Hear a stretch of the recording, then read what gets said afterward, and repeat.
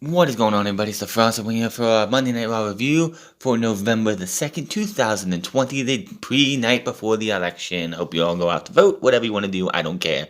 Do you. We are on our way to the Survivor Series, and of course, WWE is going to wait until the last week for us to have the big brawl between Raw and SmackDown. And we find out who is the next to last member of Team Raw. We also have Lana going through another table, and I have some things to say about that. Alexa Bliss continues to be the best thing on this brand. They finally put Nikki Cross. They finally bring Nikki Cross back into that feud, that storyline. We'll see where that goes. But we start the night off with Randy Orton. The announcer plug in non-title match between champion and champion Roman Reigns and Universal Champion Roman Reigns and Randy Orton. They keep saying the same line for every champion. If champion A is still if our champion is still champion, it's going to be this champion versus this champion at Survivor Series. Is WWE planning title matches on the Go Home show? Is it going to be Drew McIntyre versus Randy Orton, The New Day versus The Hurt Business, which we'll get into that later, Asuka versus whoever, the tag team champions? Yeah, they're not doing anything with that, with the women's tag team titles. But are they going to have title matches on both brands to decide who's going to go to the pay-per-view to be champion versus champion? Why did they keep going, well, this is, if this person is champion going into SummerSlam, Survivor Series, and Survivor Series is like 2 weeks away. I think it's like 2 or 3 weeks away. Unless you're planning on having title matches at the end of, on the go-home shows, why do you keep using that line? I don't understand it. He brags about becoming a 14-time champion 8 days ago. He's serious. He's not fucking around tonight. He knows that he has a big target on his back with the Fiend and Drew McIntyre both winning the WWE Championship. He's better than Edge, The Undertaker, Shawn Michaels, John Cena, and most certainly Drew McIntyre. He dismisses the idea that he's been handed everything or protected through his career, which, the handed thing, I wouldn't say much. I would say, but the protected thing, oh, absolutely. Randy Orton is one of the most protected wrestlers in WWE history. I wouldn't say history, but in WWE overall, I would say history, because this dude should have been fired time and time again. And people have gone to bat for him. Triple H has gone to bat for him. Other people have gone to bat for him. And that's why Randy Orton was never fired. This guy probably broke, or what do you want to say, not broke, but violated the wellness policy way more times than should be allowed. And they just disappear. His violations just, poof, they disappear. He insists that he's in this position because he is the best, and he says he's a legend. Orton says this comes with great responsibility, but also a great big bullseye on his back. Welcomes that and challenges any superstar and take the title. He names Drew McIntyre, the big dog Roman Reigns, even the Fiend. And he wants anyone to try and come take it. Out comes Alexa Bliss in her black dress and black boots. She stares straight ahead as she comes into the ring. All business. He circles her like a dog, trying to figure out if this is friend or foe. He just circles her around, wondering what's going to happen, what she has up her sleeve. She finally, Bliss shows her hands. She does her little pose with her hands under her chin, and on her gloves, one says play, one says pain. I love it. Absolutely great. Bliss finally speaks and says he could be here. And then the sounds of the Fiend start up. We see the red lighting. Orton yells out and he's ready to fight. He's looking around. He's going around and round and round. All of a sudden, big Claymore kick from behind. Alexa Bliss darts from the ring. Orton with the Drew gets down in Orton's face and dares to grant him his rematch, which, yeah, the whole, rematch clauses are antiquated was something that was told to us almost 3 years ago. Yeah, and people are going to bring that up. He says he's going to make Orton's life a living hell, and he leaves. All of a sudden, down by the commentator side, we see Miz and Morrison show up. Miz is dressed to compete with the Money in the Bank briefcase. He looks to cash in and do the same thing he did, no joke, 10 years ago. Yes, that's right. Randy Orton, 10 years ago, was WWE Champion. 10 years ago, The Miz won the Money in the Bank briefcase. Randy Orton, 10 years ago, it was a little over 10 years ago, had a match with Alberto Del Rio. He beat Alberto Del Rio, but he had an injured leg. The Miz came in and cashed in his Money in the Bank briefcase and beat Randy Orton, became WWE Champion in what was one of the worst title reigns in the last decade. And by the end of it, he was just a background player in the feud between The Rock and John Cena. So do we really need to see The Miz be in the title picture again? Not really. No, not at all. So he gets ready, he takes his shirt off, he tells him, hey, go ahead, I'm cashing it in. Before that can happen, Drew McIntyre, which, by the way, I would not want to have fucking John Morrison watch my back, because he's in there trying to supposed to be playing defense for The Miz to make sure he can cash in without anything happening, and he just lets Drew McIntyre waltz in there and lay both of them out. Drew McIntyre sends them both away, throws Morrison out to the outside into The Miz, and says, if anybody's taking the title away from this guy, it's going to be me. So that was the end of that. Back for break, and we see what happened. Charlie stops Miz, and he is not in a happy mood. He rants and yells about Drew McIntyre calling him a petty, selfish child who's just jealous of everyone else. Miz says he was so close to being, he was this close, fingers as close as it can be, this close to being a WWE Champion again. And Drew McIntyre had to stick his nose in my business. So they challenge him to a 2-on-1 handicap match later in the night. And we will have that as our main event. Yeah.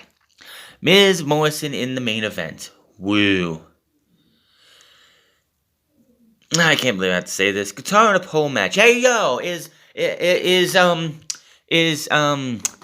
Vince Russo backstage writing this shit again, because we all know how he loved pole matches.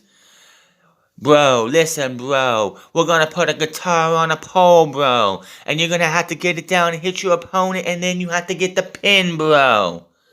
This made no sense. This of course, this all because a couple months ago, Sheamus, or somebody who looks like Sheamus, framed Jeff Hardy and supposedly hit Elias, taking him out for 5 months, aka in real life,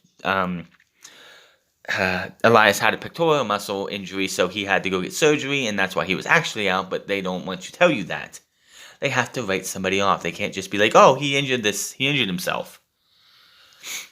So they had him written off, and it's leading all to this.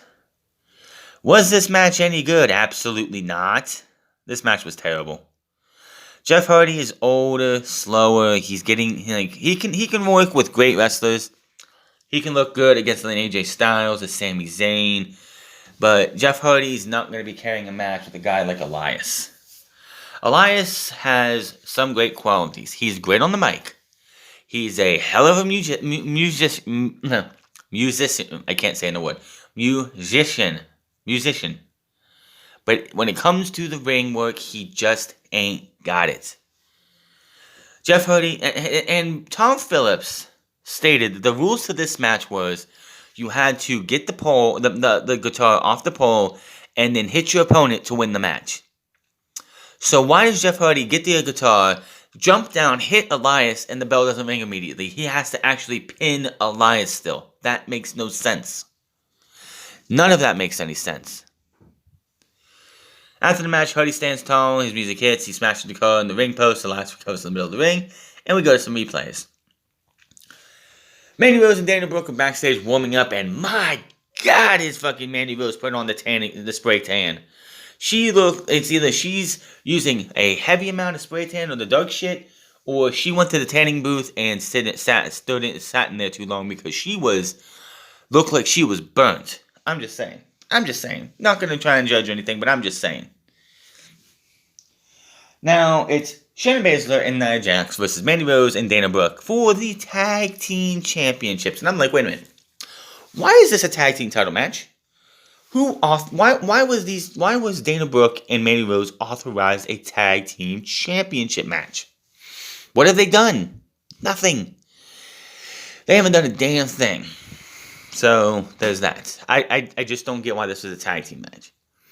Now, I have noticed since Lana's been put through a table spot for the last 6 weeks that the bitterness between the tag team champions has kind of gone away, and they have become a more solidified unit as the tag team champions. So it took their annoyance and hatred for Lana apparently to bring those two together as a formidable foe, a formidable team, as to be tag team champions. I figured they were going to hold the titles for a while. It was going to be kind of Matt Hardy MVP type of thing. We were going to get a bunch of stupid backstage skits with these two trying to one-up each other, or try to one-up each other in the ring, and then it was going to lead to Nijax, or costing them the tag team titles, winning a rematch, getting beat again, and then turning on Shayna Baszler. The problem with this is Shayna Baszler is a great heel. She should never be a babyface. And Nia Jax should never be a babyface ever. She sucked at that. And she's not a really good heel either, even though we'll talk about that later. So, this match gets started and Lana comes down. Why? Oh, she's the 5th member of the Survivor Series team. Why else would she want to come down? I mean, it's not like she's going to get put through a table again tonight, is she? Right? So, Rose and Dana Brooke held their own in this match as best as they could. Lana does try towards the end of the match to distract the referee so Brooke can get a roll-up. But she does roll up Shayna Baszler, but the referee's distracted. You could sit there, if you were counting at home, it'd be like 1, 2, 3, 4. The ref finally turns around. 1, 2. She gets shot up, knocks Lana down, back into the Karafuda Clutch, and she has to tap. So that was that. The champ stands home. Jack stares at Lana down, and she is not a happy person. But you gotta think, wow, it's only 8-something at this time. Lana has not been put through a table yet. Can we make it the entire night without Lana going through a table? Talk about that in a second. 24/7 champion R-Truth versus United States champion Bobby Lashley. I'm not going over this. He thought he was going to be Bobby Boucher, the Waterboy, a.k.a. Adam Sandler. I'm going to say this now. When Ron the Truth Killings was in TNA Wrestling, he wasn't portrayed as a bumbling idiot. He was a serious character. The guy, yes, he joked around here and there, but when it was time to get serious, he could get serious. I hate R-Truth in WWE. I hate the fact that I think this all started when they were in Green Bay, Wisconsin, or Milwaukee. He said Green Bay instead on accident. From then on, he's just doing these stupid things that look like he's a fucking idiot. Yes, it makes Vince McMahon laugh, but it's just sickening how bad they are at this. It's ridiculous. Absolutely ridiculous. I hate it. I don't like to see somebody treated like a moron who, like, it's just not good comedy. It's not. It's terrible. Lashley beats in about 2 minutes. Puts eyes on the full Nelson. Don't care. He beats up Truth some more. Drew Gulak comes out to try and make the save. He gets beat down as well. He gets on top of R-Truth. They're both out. 1, 2, 3. Gulak is your new champion for that. I don't care. I don't really care about the 24/7 stuff. So, we see Lince Dorado and Grand Metalik backstage. They're plotting on finding Drew Gulak to win the 24/7 champion, but they run into AJ Styles, Muscle, Big Jordan. And AJ is there as a problem. He's like, if there's a problem, and they're like, no, we just got the wrong way. And they head out. Back from breaking, Sarah Schreiber catch up with the women's tag team champion, Nia Jax. Schreiber asks about Lana, but Jax says, don't ever say that name in my presence. Don't even think about that name in my presence. But so you don't want it to be said in your presence, but you're going to say it yourself. Why? That's just so asinine and stupid right there. Basically, she says, you know what? I'm getting sick of this little bitch. I'm tired of her. How many times do I have to put her through a table for her to get the hint? By the time the end of the night is up, I'm going to she's either going to go through a table, she's either going to be off Team Raw, or I'm going to end her career. And we'll go on from there. So you really thought that Lana was going to miss a week of going through a table? We'll talk about it later. AJ Styles on the mic. His Team SmackDown proved they're not playing a round at Survivor Series by getting Jey Uso and Kevin Owens on their team. He says Raw's team already has an advantage. He goes on about how he's a leader, bragging about his different qualities and being able to lead the team. Calls himself Captain Styles, reporting the duty, and asks if there's any option, and the fake fans boo him.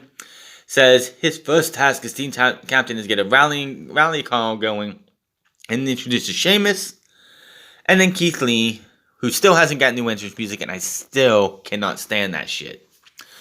You have Josiah Williams on your fucking payroll. This guy should be doing your themes for a lot of guys and girls. He still probably gets royalties from fucking Sean Spears, because Sean Spears uses music that he created. Get this guy, because he's great. He's a great rapper. I'm sure he could do other music too if he wants him to. Get this guy doing have him and Keith team up and remix the Glorious Domination, whatever the heck the name of the Glorious Domination, wrong one. Bask in His Glory, whatever his theme music was called. Have him remix that with these two rapping in it. I think that would be great. Lee interrupts and doesn't believe anyone agreed to call AJ the team captain. Lee asks if AJ thinks his sizable friend is enough to intimidate Lee into calling AJ captain. He should think again. AJ tells Sheamus that this is Lee's inexperience talking, and asks Sheamus to show Lee the way. Sheamus says, I actually agree with the big guy. I've been running rampant in WWE for years before AJ decided to step up to the WWE from the minor leagues, and he may have a big lunch here, but he will never take orders from AJ. AJ asks if they don't understand what it will do to his legacy if they beat Team SmackDown, which I don't think they care about your legacy, AJ. They care about their own. I don't think anyone cares about their legacy in true form. Braun Strowman makes his way out to the ring, and Strowman says the only thing the team needs is these hands. He doesn't care who they face because the monster is on Team Raw. Lee says, wait a minute. Us three had to qualify. You need to too. Absolutely. He absolutely should have to qualify. Why wouldn't they have to make him qualify? WWE producer Adam Pearce comes out. He loved to have Strowman on his team, but he has a hard time finding anyone who will get in the ring with Strowman. Lee interrupts and disputes with Strowman, saying he can beat Lee. Saying he beat Lee clean because last week or 2 weeks ago, it was a headbutt to the balls that gave him the victory. They have words, and he says, I don't know about Sheamus, but I know I can beat you. And Sheamus takes offense to that. They bicker back and forth, and AJ Styles is like, wait a minute, I have a great idea. Hey, Adam Pearce, chalk this one up for an idea. Since these three want to get these fight, why don't we do a triple threat match? If Braun Strowman was able to win, he joins Team Raw. Braun Strowman looks at Adam Pearce, I believe, and he says, they don't pay me to talk. No, we do not. So we have this match, Braun Strowman, Sheamus versus Keith Lee, triple threat match. If Braun Strowman wins, he is in the match. He is in Survivor Series, leaving one spot open, which, spoiler alert, we do not find out that fifth and final member this week, even though Sheamus later on asks somebody, and we'll talk about that later, to be on that team. This was... You ever saw a house fight? You ever saw two big burly men beating the hell out of each other? If you had a third one, this is that match. These three men beat the living hell out of each other. It was a car crash, on a semi-car crash, on an earthquake, on a typhoon. This was... I can't even get into the highlights because this was just... This was human wrecking machines. You had people going through barriers. You had Keith Lee beating, it was just, holy shit. So much going into this match. Now, I was afraid, because Braun Strowman was going to win this match. No doubt about it. There's no way they're not going to have Braun Strowman at Survivor Series. But who was he going to pin? That is the big question. Who was he going to pin? And I was like, they're not going to have him beat Keith Lee twice. This time, technically clean, because it's a triple threat match, and there's no way to win a triple threat match like this dirty. Just isn't. Thankfully, Sheamus hits a bro kick on Lee. Strowman takes advantage of the running power slam on Sheamus. 1, 2, 3. And he earns his spot on Raw. On Team Raw. Strowman stands tall. His music hits. AJ celebrates at the announce table. He goes to replays. He enters the ring with Lee and Sheamus are now. Jordan watches from the apron. AJ tries to get everyone to shake hands and get the same page. Strowman says he doesn't like anyone here, but they need to put their differences aside. And he's like, shake my hand. Shake my hand. Him and Lee actually shake hands, and Sheamus and Strowman go the same, but they are words. Strowman offers his hand again, and he shake, and they Sheamus is like just reluctant. He smacks the hand away, gives him a hug. They hug. AJ is all excited because he got everyone on the same page, or so he thought. Braun Strowman turns away, comes back, and out of nowhere, Sheamus hits a bro kick on to Braun Strowman, sending him out of the ring. Keith Lee sends Sheamus out of the ring as well. AJ is going completely nuts because he's pissed off that everyone. He thought everyone was on the same page, and that wasn't the case. So Angel Garza is backstage now with a message that special someone in the WWE Universe. He tells them that what they feel when they see him is real, the butterflies and everything else. He feels the same way. While they cannot share each other's company right now, they can share the same intimate feeling.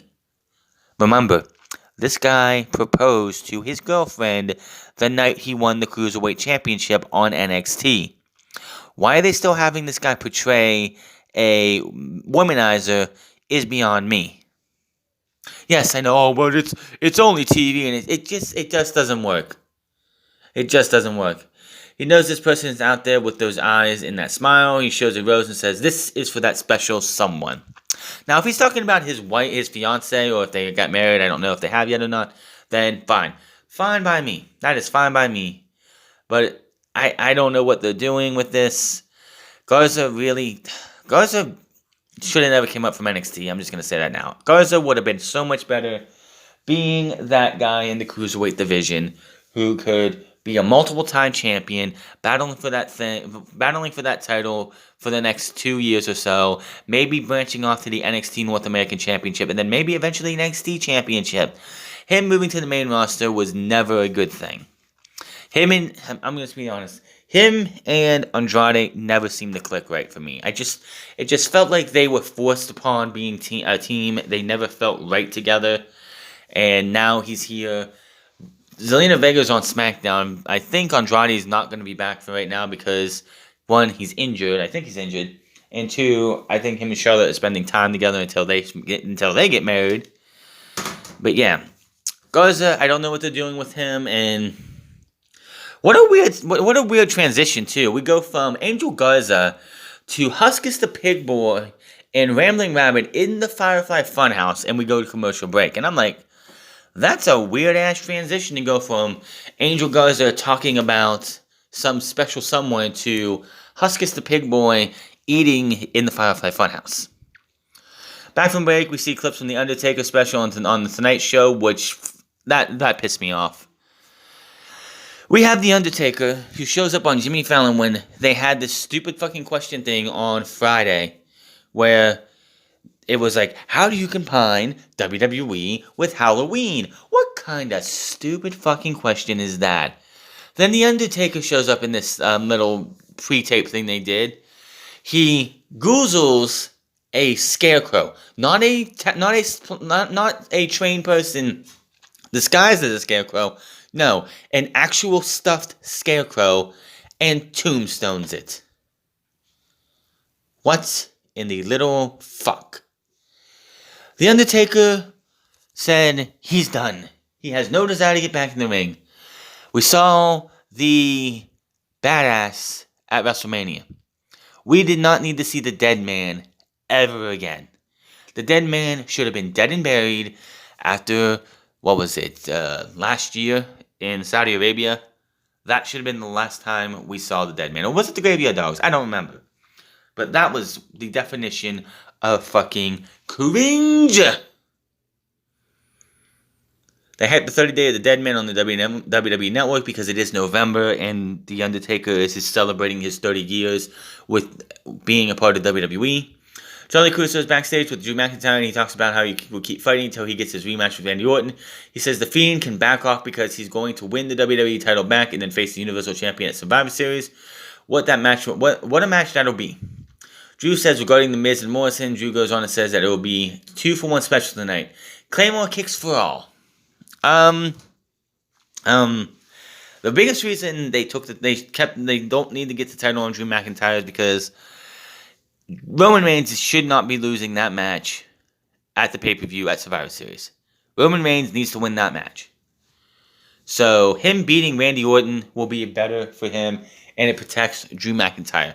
Drew McIntyre is not winning the WWE champion again this year.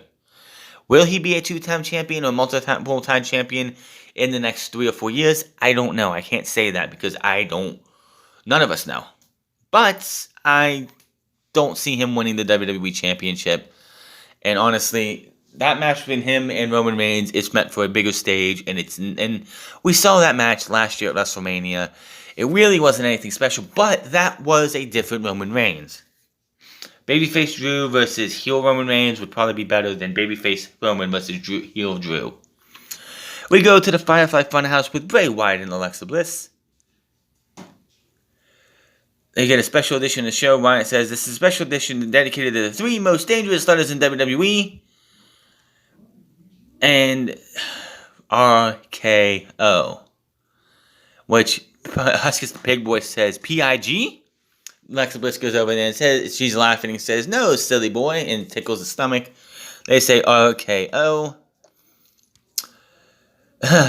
Abby the Witch says, for what Orton did to us, he can go fuck himself. They bleep that out. You see Alexa with the shocked look on her face like, oh, there's no swearing in the funhouse. Then she brings up a swear jar and says that's 10 cents for the swear jar. Abby, not fond of Bliss, says, oh, really? You can go fuck yourself too. And Wyatt says, now that's 25 cents. Wyatt talks about how Orton was once a very, very bad man. A reference to the family compound burning down a while back. Wyatt says those ashes he was able to create a new world. And then suddenly you hear screams from the burning compound in the distance as he goes into a bit of a trance. Flashbacks of Orton burning the building. He's all serious and he says, unfortunately, it can't be that simple. He never forgets. We see quick flashes of the Fiend. And Bliss says, before we go, she wants to show you a new trick she's been practicing, and she asks Wyatt for his help. She hurts her head down. He puts his hand, I think it's the heel hand on it. The camera cuts to Bliss with the red tint over the screen, staring dead with a creepy look on her face. And, oh my, this was the creepiest shit. It looked like it looked like it was probably like it was red blood or something coming out of her mouth. I don't know if it was supposed to be like her tongue was red and it was like being stretched. The camera quickly cuts right back to Wyatt and he looks shocked and says, oh shit, and it bleeps out. That's the end of the Firefly Funhouse and we go to commercial break. And I'm like, oh my god, I love this shit. I'm just loving everything they're doing with Alexa Bliss and The Fiend and all this. This is great. Why is it like I said in a couple videos ago, 1 year ago, had you told me that Alexa Bliss was going to be the best thing on Raw, I would have said you're fucking crazy. How stupid could you be? She's on SmackDown at that time. But I'm like, if you would have told me like, oh yeah, in a year's time, Alexa Bliss is going to be one of the best things you see on WWE television in that year, I'm like, yeah, sure, right. I mean, at that time, she was tagging with Nikki Cross. They were a fine tag team. But, she was just a smiling babyface. But this, the demeanor changes, the fact that she's acting like she's just like, I don't know who learned how to act from, but my God, this is great stuff. And this is not the last thing we'll see of Alexa Bliss tonight. She doesn't wrestle or anything, but we'll talk about that in a bit. Back from break, and out come the tag team champions, Nikki Cross. Nikki Cross. Nijax and Shannon Basler. Nijax is about to take on Lana. We cut to Lacey Evans and Peyton Royce. They content of Lana being a problem for Team Raw and says there's no way she makes it out of this match in one piece. And that's what Peyton Royce said. And then Lacey Evans says, "Honey, there ain't no way an announce table's gonna make it out of this match in one piece." And they laugh about it. And I'm thinking to myself, you broke up the Moronics, not a fan of them, to give Peyton Royce a singles push, right? But then you team her, which I don't like the Moronics. I never liked the Moronics. I think they were overrated as hell. But they at least had chemistry together. They had years of working together on the indie scene in Australia, if I'm correct, in NXT, on Raw, on SmackDown. You broke them up and were like, oh, we're just gonna get the way that they want. They want to have Peyton Royce have a singles push. So you broke them up. That makes sense. Fine, whatever. Just to put her back in another tag team.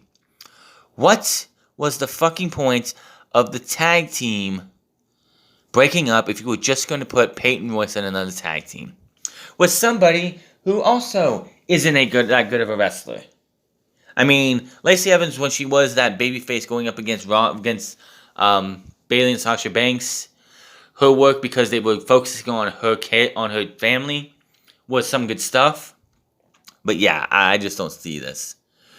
This was a bludgeoning. Lana says she'll never be taught, she says she maybe wasn't able to end Jax's title reign earlier tonight, but she can't keep allowing Jax to treat her like she has been. Goes on and says Jax will never treat her like that again because tonight she'll turn the tables on Jax. What in the absolute fuck? Do you think this was any different than it would have been? Absolutely not. Do you think Lana was able to turn the tables on Nijax? Absolutely not. Do you think she somehow got a fucking win because of somebody else helping? Absolutely not. So basically, Nijax was like a lion playing with its food. Or like a dog playing with its food or something. Because she beat this. I mean, yes. Lana got maybe a kick in or a punch in or something like that. But she was getting ragdolled. She was getting beat up. Nijax was yelling at her, saying she didn't belong here. And then eventually hit her with a Samoan drop. And that was that.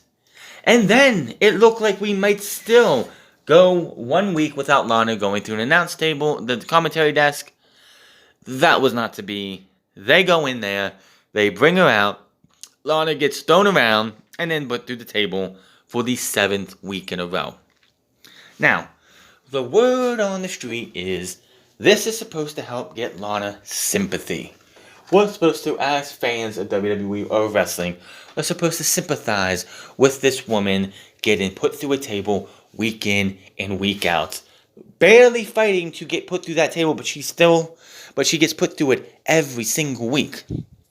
Why am I going to be sympathetic to somebody who continues to get beat up and thrown through a table?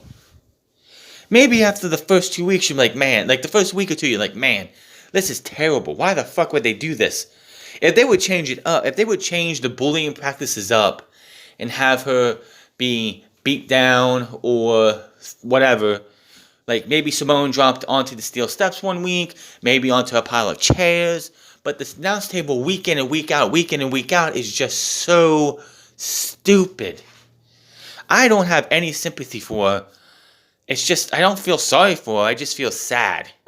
It's sad seeing somebody who, Nijax said it, she doesn't belong in the ring. She doesn't belong in the ring with them. Nijax really doesn't belong in the ring either. But yeah, Lana doesn't belong in the ring. And that's that. Just another, yeah. They want sympathy, and it's just not working. Back in Twake, and it's time for the VIP lounge. Out comes the Hurt Business, MVP Shelton Benjamin, Cedric Alexander, United States Champion. After this segment, it'll be Cedric and Shelton versus the New Day in a non-title match, thankfully. I mean, we already had a title match on this show that really wasn't earned, but that's what it is. So MVP says they bring them to the night's business. Sorry, I got ahead of myself. They talked about what Lashley did with Truth and what he will do on the Intercontinental Champion Sami Zayn at Survivor Series. Lashley addresses Sami directly and says he will put him to sleep at the pay-per-view. Then they bring him to the night's business, says the Hurt Business has lived up to the arrangement they had with WWE. They've taken care of retribution, and it's time to collect on payment. MVP says they want their payment in the form of the Raw Tag Team Champions. Benjamin brings up the New Day, and Lashley says they've had their time, and out come the New Day. Woods and Kofi poke fun at how long MVP, Lashley, and Shelton have been around.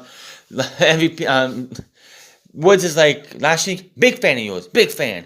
You know what? When I'm a big fan of you, hell, there were times when I would get in trouble for staying up and watching your matches, and Kofi's like, why would you do that? Oh, it's because when that was happening, I was in the 6th and 7th grade, and I'm thinking, Woods, you're not that young. You're not that young.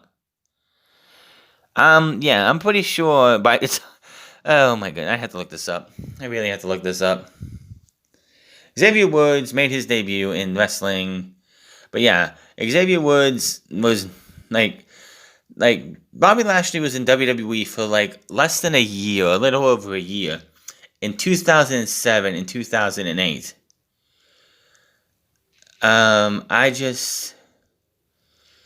That's funny that he's gonna be like, pull that one out. What the, yeah, the guy's 34 years old, he was born in 1986. Yeah, I highly doubt that he was in 6th and 7th grade back then.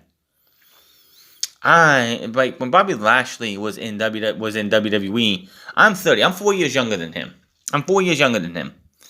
And I was in 6th and 7th grade in, what was it? Yeah.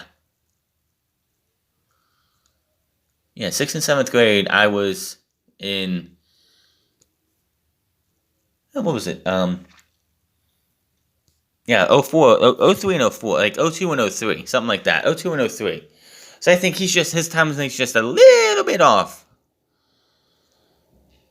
But that's just like one of those things. And they were just making fun of those three, and it's like, then it was, how Cedric,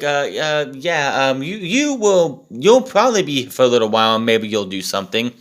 Then Kofi brings up his accolades of being a multiple-time, 10-time tag team champions, multiple-time Intercontinental champions, United States champion, and the one title not even the Almighty has gotten a hold of, the WWE World Championship. MVP brings up how, in that moment, he was proud of him. Because if you remember, last year when Kofi Kingston won that championship, Shad Gaspard, JTG, and MVP were at a bar watching this match happen. And I don't know if it's JTG or somebody else taped or recorded the reaction that those two had at the, Shad and MVP had at the time that he won that championship. It was a beautiful moment, and it was awesome. It was absolutely awesome. But yeah, and he was like, how did that work out for you? How did that work out for you? Oh, did you lose that to Brock Lesnar in about 8 seconds? Because I'm pretty sure that Bobby Lashley could have beaten you faster.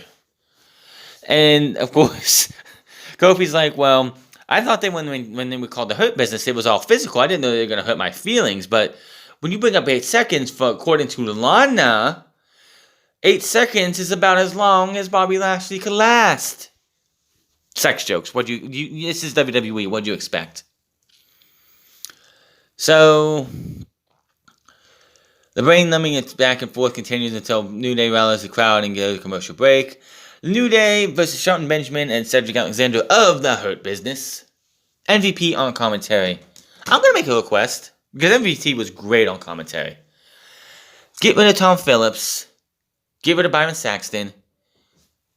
I want Samoa Joe, and I want MVP for Raw commentary whenever MVP's not wanting to be on TV anymore. Because I think those two would work fantastic together as a team, and I think those two could carry Monday Night Raw by themselves. I think so, because they're both great on the mic. MVP showed that he is great on commentary. I think they would be the perfect pair with Joe on color or play-by-play and MVP on color. Or whichever way you want to go. So this is a really good match between these two teams, Cedric Alexander and Shelton Benjamin working well together. Of course, Kofi and Xavier Woods doing everything they can to show you that they are still a hell of a tag team. Cedric hits a neuralizer on Woods right into the pay dirt from Shelton Benjamin. Cedric covers 1, 2, 3. Shelton and Cedric win the match.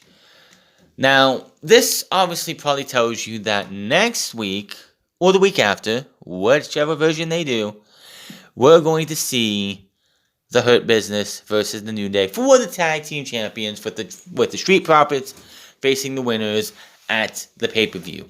Now, I could totally see WWE taking the titles off the New Day because they don't want to have a babyface versus babyface tag team match going into the pay-per-view. They want, because it's supposed to be Raw versus SmackDown, best of the best. And they would love to have the Hurt Business and the Street Profits give you that match. But I would like to see the Street Profits versus the New Day. But Cedric Alexander getting his first championship on the main roster outside of the Cruiserweight Championship would be great. Did he win the United States Championship? I don't remember. But yeah. Nikki Cross, we see Nikki Cross backstage. For the first time, she runs into Alexa Bliss. She has something on her mind. She asks Bliss. Bliss has her back turned to her. But Cross goes on about how she hasn't talked to Cross. And I've been texting you, I've been calling you, I've been doing everything I can to get a hold of you, but I can't seem to get a hold of you. And it's him. He's keeping the Fiend. He's keeping you from seeing me, from being able to talk to you. The Bliss that she knows me better, her better than anybody else in this roster. The lovable, kind, caring Alexa Bliss would never allow this to happen. To let anyone tell you what to do. Control you. And she's like, would you look at me? And she grabs her by the shoulder and flips her around and gets this shock on her face. Then we pan to Alexa Bliss, who has that she's in the trance. Her eyes are like those evil eyes. And then she just looks. And gets the biggest grin on her face. The biggest evilest smile you could ever see. And I'm like, God damn it, why is she so fucking good at this? Where has this Alexa Bliss been for years? This is great. I'm loving everything they're doing with Bliss. The Fiend, I don't know what they're going to do with her and Nikki Cross. I can see this being a match between these two at TLC. The biggest wrinkle to Alexa Bliss right now that is still hurting her is her in-ring work. She's not one of the best. She's never going to be one of the best because it's just not in her. She is nailing literally everything else.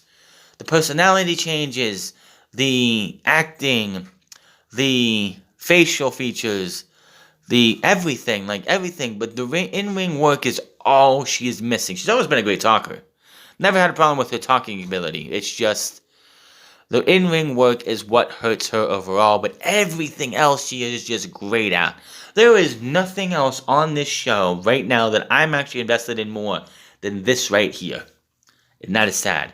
I can see why they moved to Monday Night Raw for two reasons. One, SmackDown was heavy on interesting topics from Alexa Bliss and The Fiend to Bayley and Sasha Banks and Roman Reigns and Jey Uso.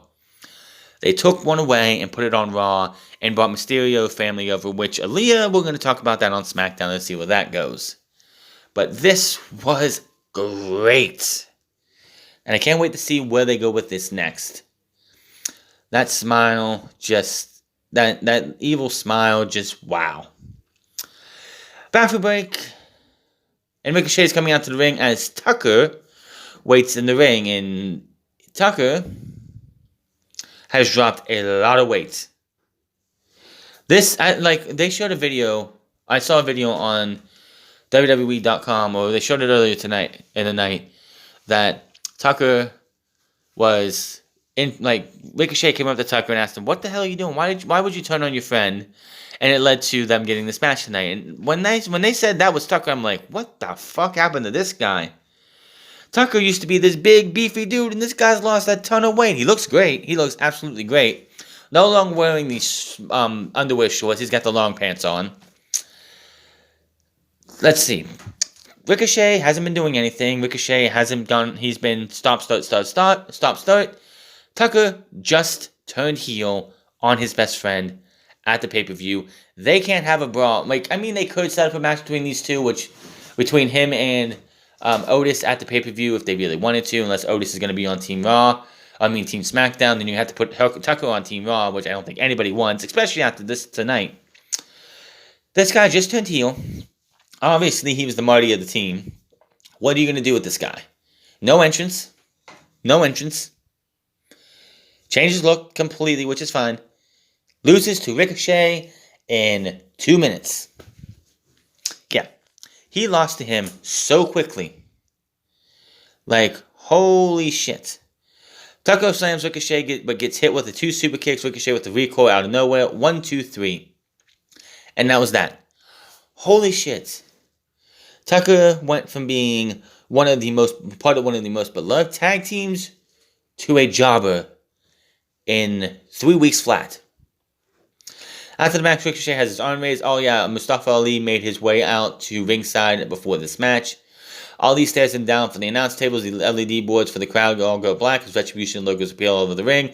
T-Bar, Mace, Slapjack, Reckoning, and Ali all surround the ring. They enter. T-Bar grabs Ricochet by the head and trolls him over the top rope to the floor.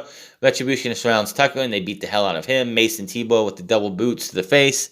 They take Tucker back down. Ali directs Slapjack to go out for Ricochet. He brings him back in and they surround him. Ricochet gets attacked by Retribution. They hold Ricochet back while Ali talks trash to his face and Ricochet asks, why are they doing this? Mace and T-Bar with the big double choke slam to Ricochet in the middle of the ring. Retribution stands tall as Ali raises the fist in the air. It did look like whatever they did, Ricochet did bust him open a little bit because he did look like he had some blood coming off the top of his head. So, Retribution couldn't handle the Hurt Business whatsoever. Lost to them three or four times.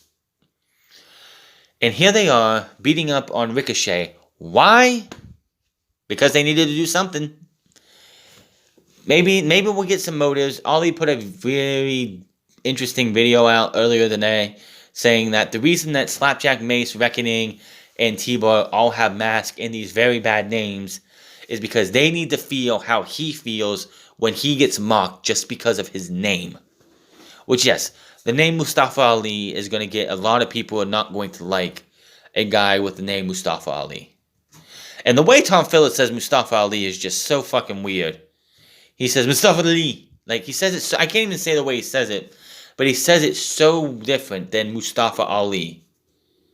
It's like Mustafi Ali. I can't say it. I just can't understand how he says it that way. We go backstage, Drew McIntyre and Sheamus. Sheamus wants Drew to be the final member of Team Raw. Drew would love to fight at Sheamus' side again, but he's focused on the WWE Championship and wants to be champion going into the Survivor Series. Sheamus understands and says if he changes his mind, let him know. Drew goes to walk out, but Sheamus encourages him to take care of the Miz and Morrison one last time, and he heads to the ring. Are we leading to a Sheamus and Drew McIntyre feud? Probably. I don't know why. Okay, whatever. 2-on-1 handicap match. The Miz and John Morrison versus Drew McIntyre. This was pretty much Drew McIntyre fighting to beat two guys. He does eventually. Match wasn't anything special. Miz and John Morrison need to be broken up ASAP. John Morrison deserves so much better than this. John Morrison, yeah. Claymore kick. Morrison puts him in the safe, pulls him out of Miz out of safety. Drew runs the ropes and leaps out, taking both opponents down. Drew brings Miz back in the ring. Drew waits. Miz gets up. Claymore kick. 1, 2, 3. Drew McIntyre wins. Nothing but special about this match. After the match, Drew stands tall. We go to replays, and I'm thinking, RKO out of nowhere. RKO out of nowhere, and then what do you know? Boom. RKO out of nowhere. Typical. Orton looks out at the camera, but he suddenly is disturbed. We hear the familiar laughing echoing of the Fiend across the Amway Center. Orton looks a bit disturbed on the sound of the Fiend's voice, of the Fiend's laugh. We get a few flashes of the Fiend, and the Raw goes off the air. And that was your Monday Night Raw for November the 2nd, 2020, as we are on our way to the Survivor Series. I fully expect the go-home show, which is in 2 weeks, to be the night that SmackDown invades and beats the hell out of them. And then we go to SmackDown, and they do the same exact thing. Hell, they're in the Amway Center. They could do that any fucking time. Or maybe because this whole COVID bullshit's going on, they might not even do that this year to curb the spread. I don't know. I don't know how they're going to do this 5-on-5 Survivor Series team. Are they going to do what New Japan does, where most people are on the floor with only 1 or 2 people up top, or what are they going to do? We'll have to wait and see. Monday Night Raw, outside of Alexa Bliss and I guess Randy Orton and Drew McIntyre, nothing else on this show is worth a damn. I'm so sick of the whole Lana thing already. I have no sympathy for her, and I don't think anyone else does. Vince McMahon needs to go ASAP. Hit that subscribe button, comment down below, like or dislike this video, find me on Twitter at The France Club, find me on twitch.tv/The France Club, and find me on Instagram at The France Club, and I'll see you guys this Wednesday for the next episode of AEW. Till then, my name is The France, and I'll see you guys later.